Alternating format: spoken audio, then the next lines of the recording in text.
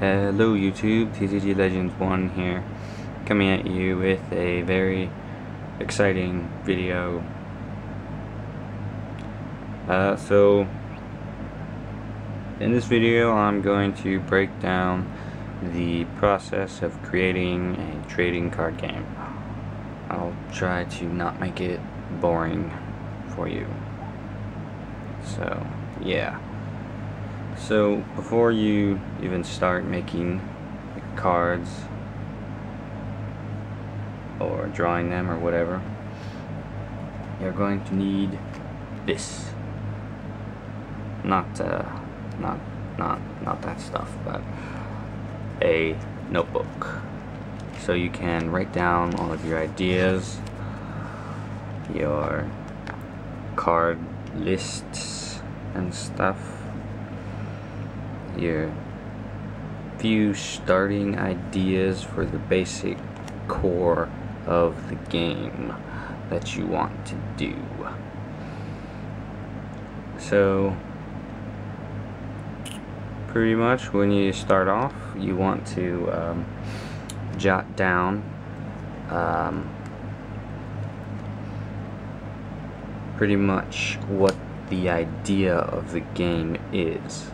So like if it's a fantasy kind of game, then you put down like, I don't know, fantasy game with wizards and elves and futuristic technology and stuff, kinda like that. So then you get an idea of kind of what the basic idea of the game is, and then you can formulate gameplay around that. So once you've decided what the basic idea for the game is, you can start coming up with cards that you want and stuff, and coming up with the basic gameplay. So what I did to come up with the gameplay was go online and find instructions for other trading card games, sort of reading through them slightly, trying to understand how they did it, and then taking ideas and concepts from their instructions and changing them and putting them into my gameplay. So you can find instructions on any TCG online. There should be easy downloads. What I used was Yu-Gi-Oh instructions, Pokemon instructions, and official Star Wars trading card game rules. So yeah. So once you do that and you've gone through reading and you've started formulating how you want your gameplay to work, you got your list of your cards and stuff, and you can start designing how you want your cards. So sort of, you get a sheet of paper, get measurements for how big you want your cards to be, draw the boxes, and then you can start concepting how you want the card layout to go. So this is basically for Age of Legends, which kind of got put into Galaxy at War. Also, it's helpful if you put in the concept designs what everything is. So here I've got the name, the picture, the health, attack, short description. So yeah, this really comes in handy for basically everything. So then once you've got your card concept design down, then you're going to want to draw out the boxes on a single sheet of paper, like so. So you've got the exact measurements for each box, the way I did it was I was able to fit 9 cards on a single sheet of paper. This paper is cut on the edges, so this isn't the size of a normal piece of printer paper. I found that it was a lot easier to just draw one version of the card in one of these boxes and then go into the computer and you scan it and you make sure it's all straight and everything. I used Windows Paint to edit all my cards. It's very easy, very comprehensive, easy to understand how to use and stuff. I just used the select, copy, and then pasted it into the boxes, so I didn't have to go back and redraw the thing in all the boxes. That's what I did previously. It was very, very long. I didn't like doing that at all. So yeah, so you've got your card design in the computer.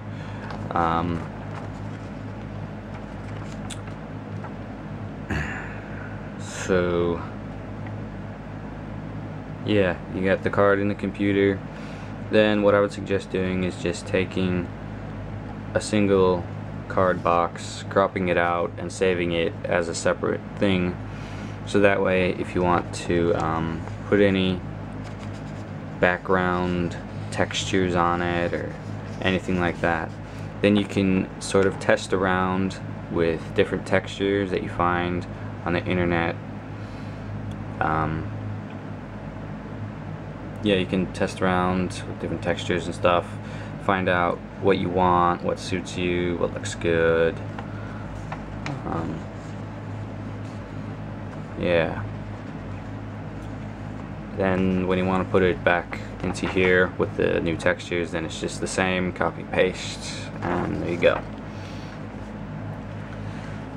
Now as far as going and getting the pictures for the cards, if you don't have very good drawing skills, then I would suggest using Google Images. But if you're going to go that way, do not try and sell your card game, because that will not end up well for you. Most likely with a summons to a court hearing, lawsuit, shit like that. So yeah, I've got basically the cards that I want. I put the number of how many I want of it, and then I went on Google Images and typed in pictures. Sometimes you kind of have to get creative with what you're searching for to find the right picture to match what you're thinking of in your head.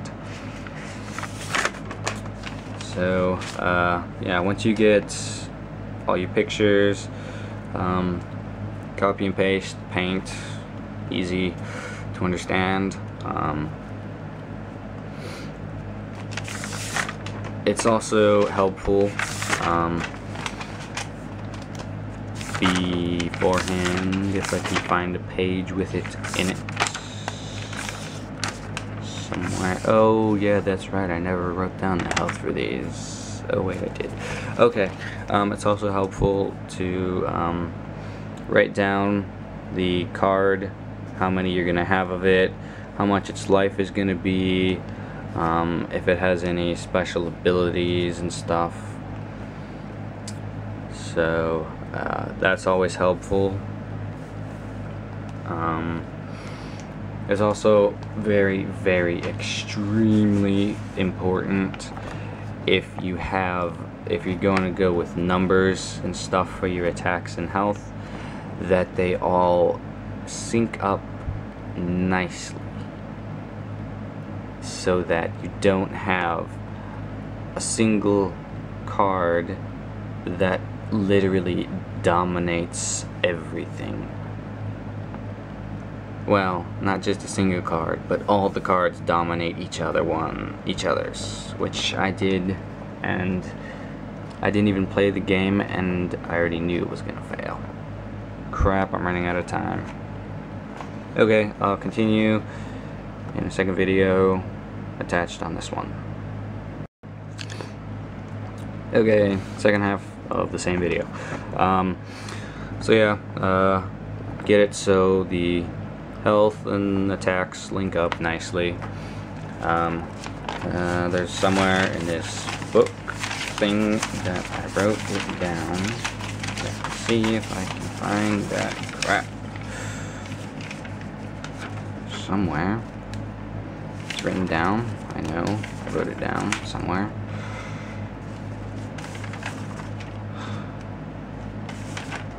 Somewhere. Oh, maybe it would help if I turned the damn page. Okay.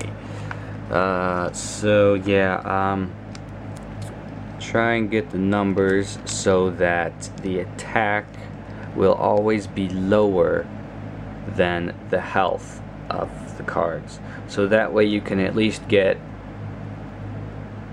2 turns out of a single card instead of it being destroyed in 1 turn.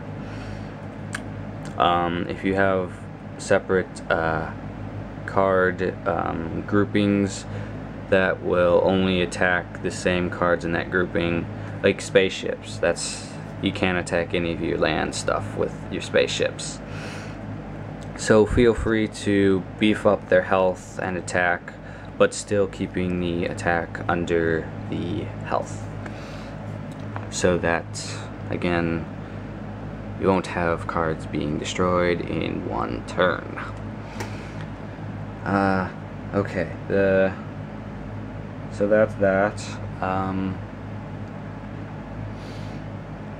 So now you should have your gameplay, you should have your card design,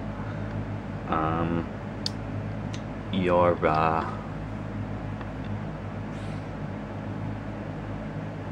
everything else pretty much.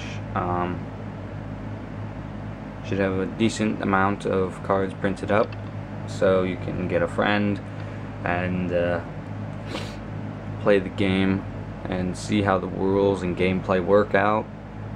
If it doesn't work out too good, you can go back and revise the gameplay, not the cards. Alright, because you're just starting out and you don't want to have to reprint them all over again doing different stuff.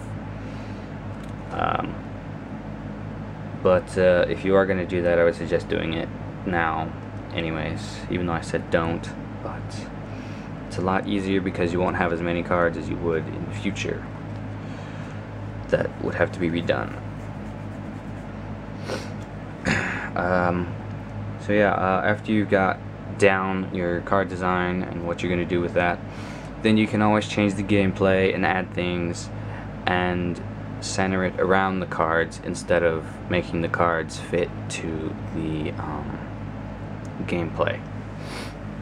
So always make the gameplay fit the cards and not the cards fit the gameplay, because it's always easier to redo something that's typed up or written down on a piece of paper than having to go and redesign everything and then reprint it and waste a whole shit ton of ink like I do right now. Mr. 630 cards that I'm remaking. Yeah. 630 cards. Shit, that's a lot.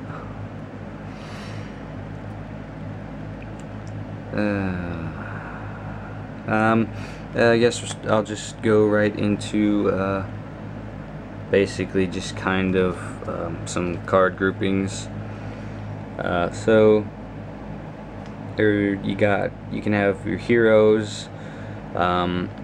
Basically what I kind of did with heroes was, with the Star Wars game, if they have a specific name like Anakin Skywalker, he's obviously a hero. But I mean, since he has a name that is used, then he's basically a hero. Officers like captains, commanders, stuff like that, those can also be grouped in heroes. Abilities, they give your cards boosts in attack, power, health, and just other general mayhem. For if it's a space theme, you can think about doing planets, and then getting your gameplay to where you have to capture a planet in order to win.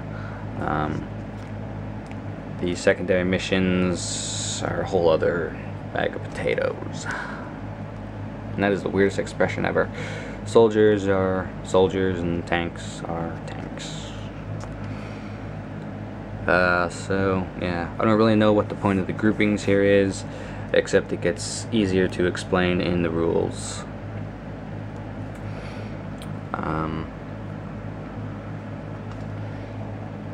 So yeah, my old cards, that would be the very first cards that I made, where I had 494.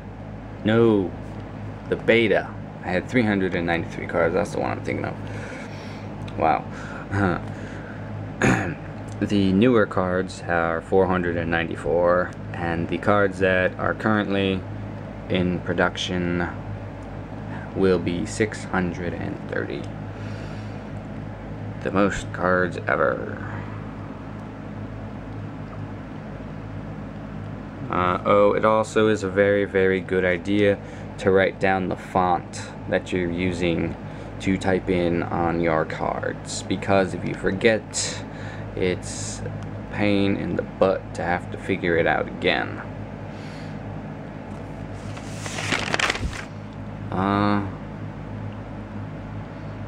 Yeah. Always think about updating your game.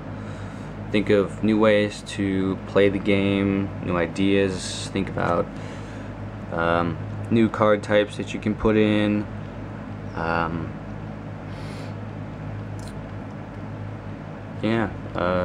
General mayhem, destruction, and other stuff like that. Some of your updates, they can include gameplay updates and game card updates, or just cards and then just gameplay. Really depends on what you want to do. So yeah, always think about putting in more than one version of a card. So like, I mean, with the Star Wars game, you can obviously have many different versions of something. Like Battle Droid, you can have like 4 different versions of it. But if it's going to be something that is going to be weird, like you know how Yu-Gi-Oh is, they got pretty much everything is a unique card. Same thing with Pokemon. There's a lot of really unique kind of cards. I'm running low on video memory, so I better hope I don't have to put a third part in this. There's something else I was gonna say. Crap. Say hello to a third part. And just a little side note, for card pictures, the pictures that will go on the cards, if you're gonna make more than one version of the card, like say Clone Trooper,